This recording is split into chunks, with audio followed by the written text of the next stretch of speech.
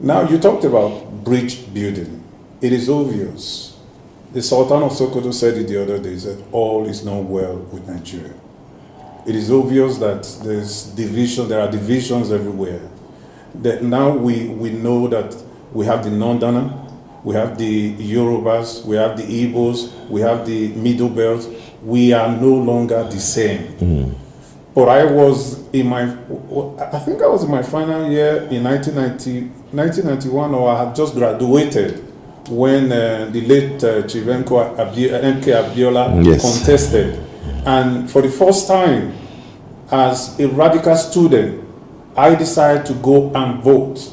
And I was very encouraged when the results started coming out to know that even in the military base in the north, Abiola won election there.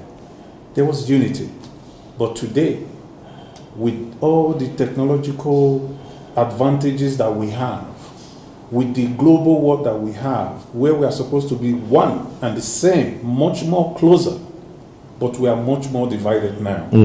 And I say first and foremost, it still has to do with leadership. What can you and what do you intend to do about that if you were elected? I agree with you absolutely that it has to do with leadership. We used to sing in our former old national anthem, though tribe and tongue may differ, in brotherhood we stand. Now, can we in all honesty say that today? Yeah. Now, there are some politicians who, when they lack issues to address, when they don't have any substance to say, they resort to model political tricks of going into religion, going into tribalism, going into regionalism, and so on and so forth, with a view to dividing the people, as it were, knocking them and their heads on, and then getting out with it. Now, today, we are in a country where we've never seen ourselves, once again I'm saying, so divided as we are. Those politicians I was referring to before, when they talk about religion, they will talk about, the candidate is either a Muslim or a Christian. Today it has gone beyond that. Even if I am a Muslim, the situation on the ground has made it such for people to begin to ask, are you a Shiite? Are you a Izala? Are you Tijaniya? Are you Qadriya? Are you Ahmadiyya? And so on and so forth. So those divisions have been taken further down. If you are a Christian, are you a Catholic? Are you a Protestant? Are you a new generation? Are you redeemed? And so on and so forth. And these are divisions which ordinarily will assist us to get to know each other better, to understand our differences so that we'll be able to work together. But some unscrupulous politicians take advantage of that to further drive the people. Now, you have a situation where, again, as a result of bad policies of government, that some Nigerians, some communities, some regions, some states begin to feel that they are alienated from what is happening in the country. Some people are beginning to believe that they are not wanted.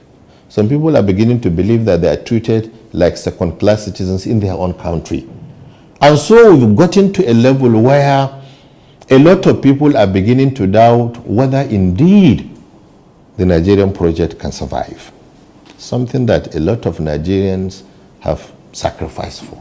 Something that a lot of Nigerians have even laid down their lives for. And so that unity, that critical unity which before now had been taken for granted, which would be taken as given, which is not negotiable, today is in jeopardy. So we must, and I say must with a lot of emphasis, we must begin to rediscover ourselves. We must be fair and honest to ourselves. We must know that this country is bigger than all of us. We must know that when you get into the position of leadership, you are holding a trust. You are holding a trust on behalf of God, and God will question you on the day of judgment for what you've done with that trust that has been entrusted with you.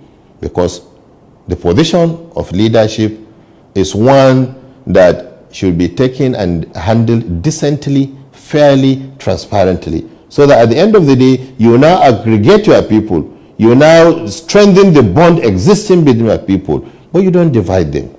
Today, as a result of the activities of APC in government, a lot of Nigerians feel that they want an out.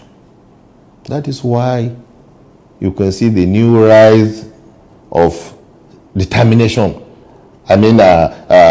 Agitation for self-determination, particularly in the Southeast, for instance. Because the people of the Southeast are saying that they are not wanted. The people of the Southeast feel that they are not treated fairly. For instance, they begin to ask, why is it that of all the regions, all the geopolitical zones in the country, it's only Southeast that has 5 states, while others have 6. Indeed, my own zone, the Northwest geopolitical zone, has 7. Yet there is no answer to that question. Why is it that a government will look at the people and say, for not voting for us, we will treat you as second-hand citizens or second-class citizens. For not voting for us, or for giving you just 5% of your votes, we are going to treat you as 5%ers. And so you are likely not going to get beyond 5% of whatever government is going to do to the people of this country. And then look at others and say, for giving us 95% of your votes in an election, now we will treat you as the 95%ers, and chances are we will give you 95% of the projects that we are going to do. I think that is indecent and immoral. Every Nigerian has a right to vote. Indeed, every Nigerian has a right to refuse to vote, or to vote for a party or candidate of their choices. And so for a government to come out and look at the people, eyeball to eyeball, and say, for not voting for us, we are going to treat you as second-class citizens, I think is unfortunate. And so these are the kind of things that begin to alienate the people from the government. These are the kind of things that raise a lot of suspicion. It is not that this APC-led federal government indeed had done 95% project to the 95%ers, as they claim they would. But from the onset, they have now set the 95%er and the 5%ers on a collision course. The 5%ers are not getting anything. They are assuming that the APC-led federal government is now diverting all their projects to the 95%ers. But indeed, the 95%ers are not seeing anything either.